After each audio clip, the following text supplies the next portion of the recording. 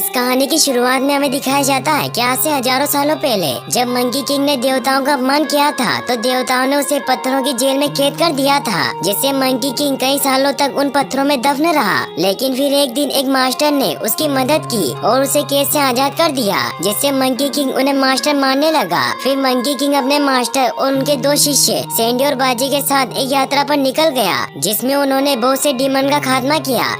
लेकिन फिर भी मंकी किंग ने उसका सामना किया और अपनी मैजिक स्टिक से उसके सिंग को तोड़ दिया, जिससे उसकी सारी शक्तियाँ चली गई और मंकी किंग ने उसे जमीन की गहराई में कहीं कैद कर दिया था, जिससे दुनिया में वापस से शांति की स्थापना हुई। और ऐसे वक्त गुजरता रहा और मंकी किंग और उसके दोस्त समय के साथ कहीं गायब हो गए। फिर हमें प्रेजेंट में न्यूयॉर्क के एक म्यूजियम को दिखाया जाता है, जहाँ एशियन चाइना की पुरानी चीजें रखी हुई थी। तभी वहाँ डीमन किंग के 3 चमचे आ जाते हैं, जो म्यूजियम के गार्ड को डराकर बेहोश करके दिव्य स्क्रॉल चुरा लेते हैं और वो मंकी किंग की छड़ी चुराने की कोशिश करते हैं, लेकिन उसे नहीं उठा पाते हैं। इसीलिए वो स्क्रॉल लेकर ही वहाँ से चले जाते हैं। फिर हमें चाइना के जू में बहुत सारे गोल्डन मंकी को दिखाया जाता है, जिनमें गोल्ड मंकी भी होते हैं, जो सभी को ताइची सिखाने के लिए ट्रेन कर रहे थे। लेकिन सनी नाम का एक बंदर उन्हें कहता है कि मुझे ताइची पहले से ही आता है, क्योंकि उसके अंदर बहुत ही ईगो था और वो मंकी किंग का बहुत बड़ा फैन था, जिससे वो सभी को अपना बैलेंस दिखाने के लिए रस्सी पर चढ़ने लगता है, मगर वो रस्सी से नीचे गिर जाता है, जिससे उसके हाथ पर चोट लग जाती है। तो गुगु नाम की लड़की उसका इलाज करती है, क्योंकि वो वहीं काम किया करती थी और वो सनी की काफी अच्छी दोस्त थी। गुगु सनी को समझाती है कि तुम्हें ऐसी बचकानी हरकतें करना बंद कर देना चाहिए, क्योंकि एक कहावत है कि जो भी स्टाइल मारता है वो असल में दिखावा करता है, इसीलिए तुम जैसे भी हो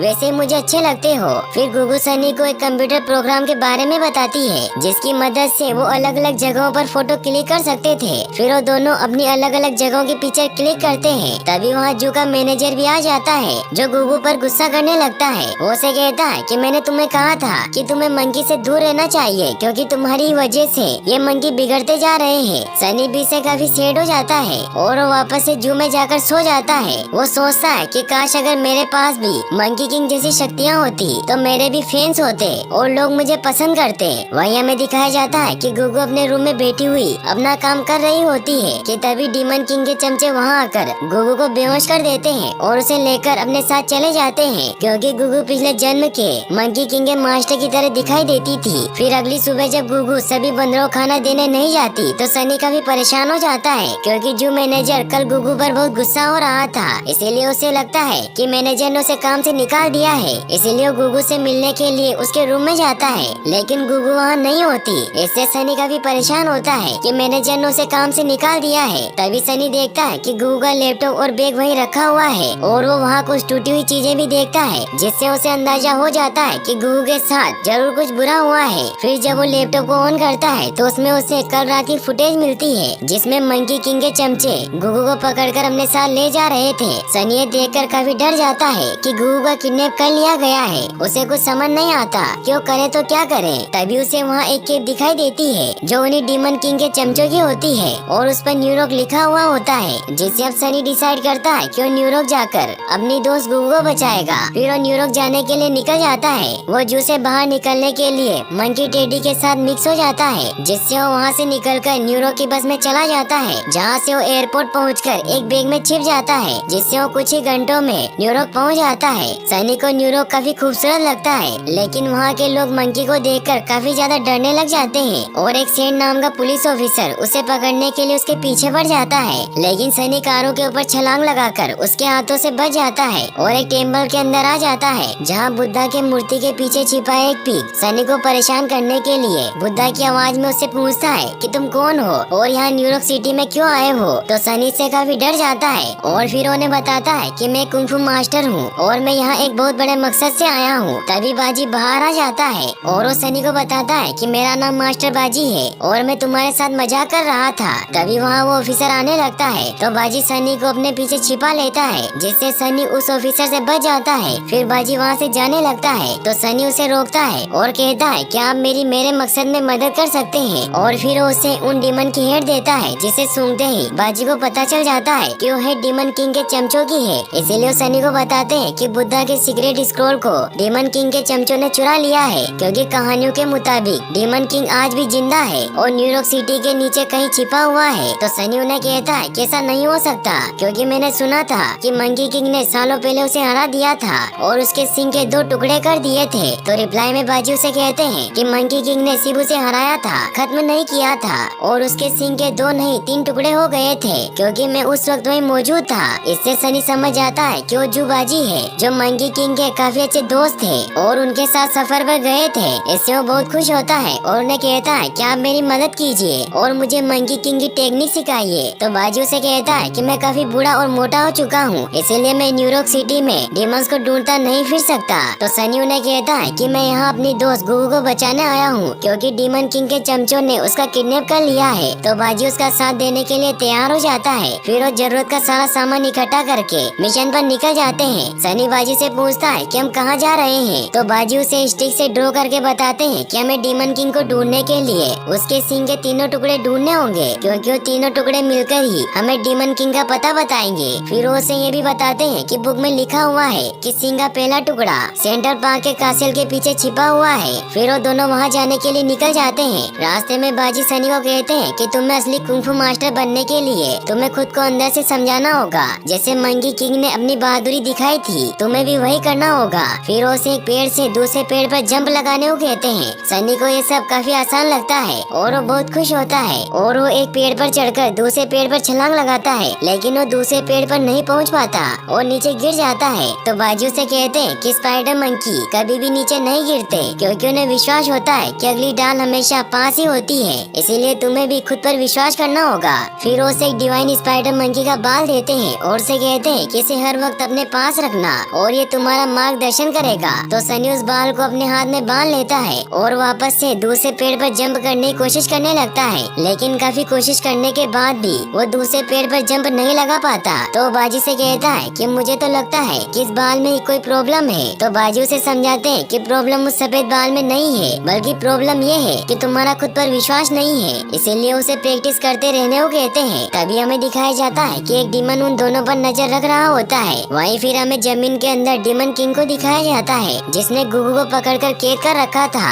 ताकि उसके लिए सीक्रेट स्कूल पढ़ सके, लेकिन गुगु से कहती है कि मुझे प्राचीन भाषा पढ़नी नहीं आती। तभी वहाँ वो डीमन भी आ जाता है जो बाजी और सनी पर नजर रख रहा था। वो डीमन किंग को कहता है कि एक पिग और मंकी आपको ढूंढ रहे हैं और वो आपके सिंग का पहला हिस्सा हासिल करने के लिए सेंट्रल पार्क जा रहे हैं। तो डीमन किंग इससे बहुत खुश होता है और वो विंड डीमन को उन्हें खत्म करने के लिए भेजता है क्योंकि उसके पास विंड को कंट्रोल करने की पावर थी। वहीं हमें दिखाया जाता है कि बाजी और सनी सेंट्रल पार्क पहुंच जाते हैं जहां वो सिंह का पहला हिस्सा ढूंढने लगते हैं। सनी जब पेड़ पर चढ़ता है तो उसे सिंह का पहला टुकड़ा मिल जाता है, लेकिन तभी वहाँ बहुत तेज हवाएं चलने लगती है और विंड डीमन वहाँ आकर उन दोनों पर अटैक कर देता है, जिससे बाजी विंड डीमन के बवंडर में फंस जाते हैं। सनी विंड डीमन से बचने के लिए भागने लगता है और वो कासेल के टॉप पर पहुँच जाता है, लेकिन विंड डीमन वहाँ भी पहुँच जाता है। तो सनी खुद पर भरोसा करके नीचे पेड़ पर जंप लगा देता है, जिससे उस बाल की वजह से सेफली नीचे पहुँच जाता है और विंड डीमन से बचकर भागने लगता है। वो एक दीवार के ऊपर चढ़ता है जिससे उसके ऊपर बहुत सारे पत्थर गिरने लगते हैं, लेकिन वो सभी पत्थर उस बाल की पावर की वजह से फ्रीज हो जाते हैं और सनी उनकी मदद से ऊपर चढ़ जाता है, जिससे विंड डीमन उन सभी पत्थरों के नीचे दब जाता है और तभी बाजी भी उसके ऊपर आकर गिरते हैं, जिससे विंड डीमन वहाँ से डरकर भाग जाता है। मंकी किंग इससे काफी खुश होता है। फिर बाजी सिंह का पहला टुकड़ा निकालते हैं जो दूसरे सिंह की तरफ पॉइंट कर रहा था। फिर वो दोनों उस तरफ जाने के लिए निकल जाते हैं। वो एक वेन में छिपकर आगे बढ़ने लगते हैं। फिर बाजी सनी को दूसरा सबक सिखाने के लिए उसे एक बाल और देते हैं और कहते हैं कि इससे तुम एक गोरिल्ला में बदल सकते हो,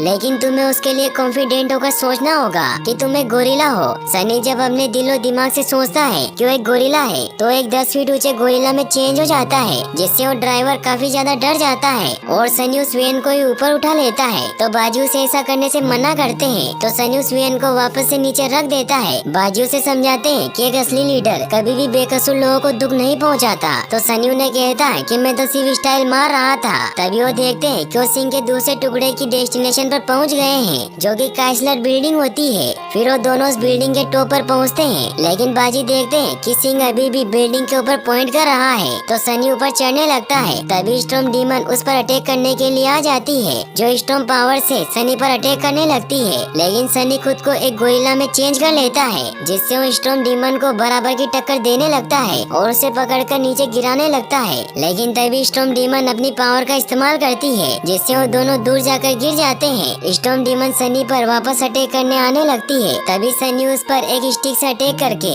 उसे बहुत दूर फेंक देता है और अब सनी को सिंह का दूसरा टुकड़ा भी नजर आ जाता है और उसे हासिल करके नीचे आ जाता है। वो स्टॉर्म डीमन को हराकर बहुत खुश होता है। फिर वो सिंह के तीसरे टुकड़े को हासिल करने लगते हैं। सनी बहुत ही एटीट्यूड में लोगों के सामने चलने लगता है जैसे वो सभी उसके फैन हो। बाजी उसे ऐसा करने से मना करते हैं, लेकिन तभी वहाँ ऑफिसर सेंड आकर उन दोनों को पकड़ लेता है और उन्हें लेकर जू की तरफ जाने लगता है। तो सनी उसे समझाने लगता है कि हम जंगली जानवर नहीं है, हम गुगू को छुड़वाने और न्यूयॉर्क सिटी को डीमन किंग से बचाने आए हैं। तो बाजी उसे कहते हैं क्यों तुम्हें नहीं समझ सकता। तो सनी उसे इशारों में समझाने लगता है, लेकिन सेंड को उसकी बात समझ नहीं आती और उन दोनों को ब्रोंक जू में छोड़ देता है। उस जू के मंकी सनी को देखकर काफी हैरान हो जाते हैं क्योंकि उन्होंने आज तक गोल्डन मंकी को नहीं देखा था। तभी बाजी सनी को अपने पास बुलाते हैं और उसे कहते हैं कि तुम्हारे पास अभी अच्छा मौका है जिससे तुम सिंह का तीसरा हिस्सा ढूंढ सकते हो। फिर उसे जैसे ही वो सिंह देते हैं तो एक हाथी की तरफ पॉइंट करने लगता है क्योंकि वो सिंह हाथी के टूटे हुए दांत के साथ जुड़ा हुआ था। वहीं हमें डीमन किंग को दिखाया जाता है जिसे उसका एक खबरी आकर बताता है कि सनी और बाजी को ब्रोक जू में रखा हुआ है। तो डीमन किंग अपने चमचे फायर डीमन को से खत्म करने के लिए भेजता है। वहीं सनी केज को तोड़कर हाथी के पास जाने की कोशिश करता है, लेकिन वो उस केज को नहीं तोड़ पाता। तो बाजी उसे कहते हैं कि गोरिल्ला की ताकत केज पर काम नहीं करेगी, इसीलिए तुम्हें हाउलर की मदद लेनी चाहिए क्योंकि हाउलर मंकी की आवाज बहुत ही स्ट्रॉन्ग और जोरदार होती है। फिर उसे डिवाइन हाउलर मंकी का बाल देते हैं जिससे सनी अब दरवाजे को खोलने के लिए जोर से चिल्लाता है। तभी वहाँ फायर डीमन आ जाता है और वो सनी पर अटैक करने लगता है, लेकिन सनी उसके वार से बचता जाता है और गोरिल्ला और हाउलर की पावर का इस्तेमाल करते हुए फायर डीमन पर अटैक करने लगता है और काफी देर अटैक करने के बाद वो फाइनली उसे हरा देता है। लेकिन फायर डीमन वापस खड़ा हो जाता है और उस पर अटैक करने लगता है, लेकिन तभी हाथी अपनी सूंड में पानी भरकर फायर डीमन पर अटैक कर देता है जिससे फायर डीमन को वहाँ से भागना पड़ता है और वो हाथी भी सनी को पजल का तीसरा टुकड़ा दे देता है और अब सनी सभी बंदरों का हीरो बन जाता है। तभी बाजी उसे कहते हैं कि हमें यहाँ से निकलना चाहिए क्योंकि दरवाजा खुला है। फिर वो दोनों वहाँ से निकल जाते हैं। वो एक के ऊपर एक बैठकर एक आदमी का गेटअप ले लेते हैं क्योंकि अब उनके पास उनकी स्कूटी नहीं थी और अब वो उस सिंह की मदद से डीमन किंग के ठिकाने की तरफ बढ़ने लगते हैं। तभी वो सिंह गटर की तरफ नीचे पॉइंट करने लगता है। फिर वो दोनों उस नाले के अंदर आ जाते हैं जहाँ उन्हें गुगू नजर आ जाती है, लेकिन वहाँ डीमन किंग और बाकी सभी डीमन भी मौजूद होते हैं मगर वो सभी गहरी नींद में होते हैं। इसलिए सनी बाजी को कहता है कि मैं गुगू को बचाकर ले आऊंगा। फिर वो चुपचाप नीचे चला जाता है और जायंट गोरिल्ला में चेंज होकर गुगू को बेड़ियों से आजाद कर लेता है, लेकिन गुगू से काफी डर जाती है। तो सनी वापस अपने असली रूप में आ जाता है जिससे गुगू से पहचान लेती है कि वो सनी है। वो दोनों एक दूसरे से मिलकर बहुत खुश होते हैं। फिर वो स्क्रॉल लेकर ऊपर आने लगते हैं। तभी सनी को वहाँ एक ताज दिखाई देता है, इसीलिए वो गुगू को बाजी के पास छोड़कर वापस नीचे जाने लगता है। तो बाजी उसे कहते हैं कि तुम्हें गुगू और सीक्रेट स्क्रॉल दोनों मिल गए हैं, फिर तुम नीचे क्या लेने जा रहे हो। तो सनी उन्हें बताता है कि मुझे नीचे से ताज लेकर आना है क्योंकि मैंने अभी अभी डीमन किंग को हराया है, इसीलिए मुझे वो ताज चाहिए ताकि मैं चाइना में अपने दोस्तों को बता सकूं कि मैंने डीमन किंग को हराया है। तो बाजी उसे कहते हैं कि क्या तुमने अभी तक कुछ नहीं सीखा।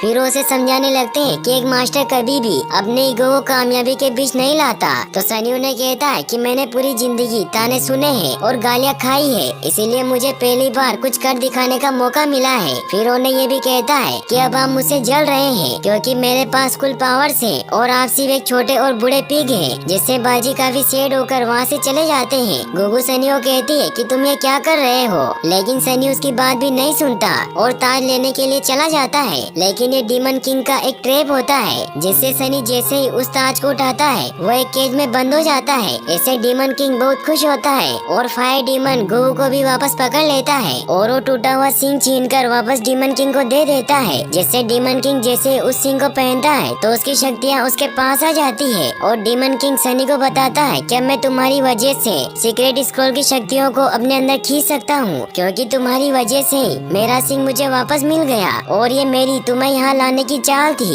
इसलिए मैंने तुम्हें फायर डीमन से कहकर उस जू से आजाद करवाया था और तुम बिल्कुल मंकी किंग जैसे बेहुदा और बकवास हो जो ताज के पीछे भागता था। इससे सनी को गुस्सा आ जाता है और वो जायंट गोरिल्ला में चेंज होकर डीमन किंग पर अटैक करने लगता है, लेकिन लेकिन डीमन किंग उसे पकड़ लेता है और उससे बाजी के दिए हुए तीनों बाल छीन लेता है, जिससे सनी वापस से एक नॉर्मल मंकी में बदल जाता है और डीमन किंग उन तीनों बालों को अपने चमचों को दे देता है, जिससे उनकी पावर और ज्यादा बढ़ जाती है। फिर डीमन किंग अपने चमचों को कहता है कि अब वक्त आ गया है जब मैं उस सीक्रेट स्क्रॉल की पावर से खुद को इस कैद से आजाद कर लूं। फिर हमें दिखाया जाता है कि वो सनी को एक पटरी से बांध देते हैं। गुगु डीमन किंग से कहती है कि उसे जाने दो, वो एक मासूम बंदर है। तो डीमन किंग उसे कहता है कि मैं उसे जाने दूंगा, लेकिन तुम्हें उसके लिए सीक्रेट स्क्रॉल को पढ़ना होगा। तो गुगु सनी की जान के खातिर मान जाती है और उस सीक्रेट स्क्रॉल को पढ़ने लगती है, जिससे उन मंत्रों की वजह से पूरी न्यूयॉर्क सिटी हिलने लगती है और डीमन किंग अपनी कैद से आजाद हो जाता है, क्योंकि उसका आधा शरीर जमीन के अंदर दफन था।